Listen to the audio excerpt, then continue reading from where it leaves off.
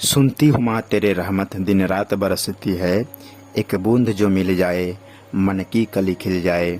माता तेरे चरणों की गर धूल जो मिल जाए। परम पूज्य जगत जननी माता जी बार बार यह सत्संग में बताते हैं कि पति पत्नी दोनों को ही गृहस्थ आश्रम के नींव होते हैं। गृहस्थ आश्रम में दोनों के विचार एक ही होने चाहिए, दोनों आत्मज्ञानी होने चाहिए, दोनों का ही आत्म तत्वदर्शी गुरु होना चाहिए।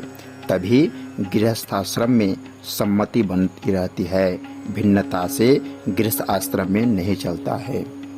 जी हाँ दोस्तों, परम पूज्य सद्गुरुदेव श्री सतपाल जी महाराज जी के संस्था मानव उत्थान सेवा समिति द्वारा प्रकाशित हंसदेश पत्रिका में परम पूज्य जगत जननी माता जी आदर्श में गृहस्थ आश्रम के बारे में समझाते हुए एक सत्संग में कहते हैं कि संकट में हमारे धर्म भिन्न व नारी की परीक्षा होती है।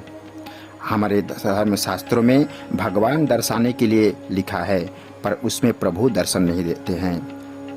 हमारे शास्त्रों में भगवान दर्शन के लिए लिखा है, पर उसमें प्रभु दर्शन नहीं देते हैं। शास्त्रों के द्वारा तुम प्रभु को जान नहीं सकते, वह तो केवल तत्वदर्शी से श्रद्धा पूर्वक पूछोगे, विनय भाव से, प्रार्थना से, बड़े प्यार से पूछोगे तो समय के तत्वदर्शी महान पुरुष जिसे हम सद्गुरु कहते हैं तो तुम्हें मार्गदर्शन करेंगे।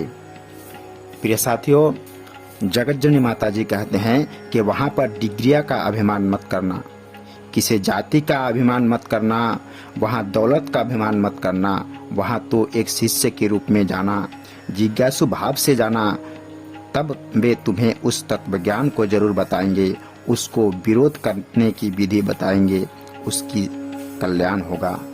जगत जननी माता जी समझाते हैं कि महापुरुषों पर भी बड़ी बड़ी विपदाएं पड़ी हैं, पर वे संभल गए और अपने सत्य मार्ग पर चलते गए। तुम्हें यह नहीं करना चाहिए कि महापुरुषों ने जैसा किया वैसे हम भी करेंगे। नहीं, हमें उनकी आज्ञा में रहना चाहिए, हमें उनकी नकल नहीं करनी चाहिए। हम जैसे ही उसी अवस्था में रहकर उनके बताए मार्ग पर हम चलना है। महापुरुष गृहस्थ आश्रम में रह करके सामाजिक मर्यादाओं का पालन करते हुए धर्म की रक्षा करते हैं, धर्म की स्थापना करते हैं। जगत जननी माता जी कहते हैं कि आपने सुना होगा कि एक दफे भगवान श्री कृष्ण और अर्जुन भेष बदलकर भरद्वाज राजा के पास गए। मोरध्वज राजा ने अतिथि का सत्कार किया। अतिथियों के रूप में भगवान श्री कृष्ण कहने लगे, हम तब भोजन करेंगे जब तुम अपने पुत्र को स्वयं पति पत्नी और सारे चिरोगे और हमारे शेर को उसका मांस खिलाओगे।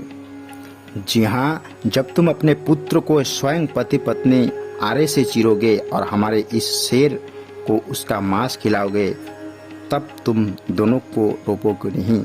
अगर रोओगे तो हमारा शेर भोजन नहीं करेगा, ना हम भोजन करेंगे। गृहस्थ आश्रम की यही कितनी बड़ी एक कठिन परीक्षा है।